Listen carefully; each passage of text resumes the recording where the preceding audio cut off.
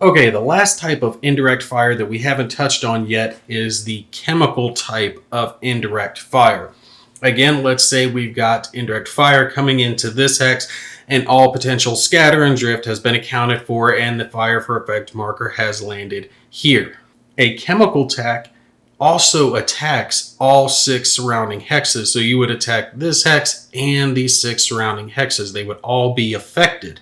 And the attack itself is going to be resolved a little bit different than the previous ones that we spoke about.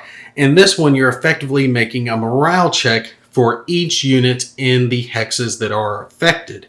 If it is equal to or less than their morale training value, then the unit is not going to be affected. However, if they roll greater than their morale value, they're going to take a number of hits depending on the type of unit that's in the hex.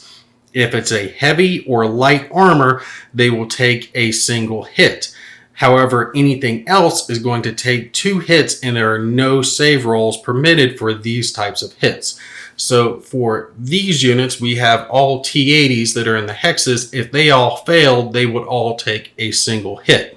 This is going to include for any potential HQs or leaders that you have as well, you would roll for their possible reduction as well, just like you normally would for a direct fire attack.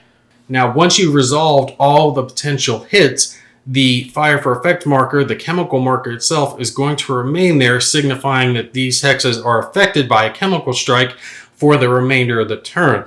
You'll pull the chemical marker off at the marker removal phase, but for the remainder of the turn, any units that enter this hex have to just pay a 2 movement point penalty on top of whatever the cost is of the hex. They do not have to make the check for potential damage. They just have to pay the extra movement point cost while the remainder of the turn is going on.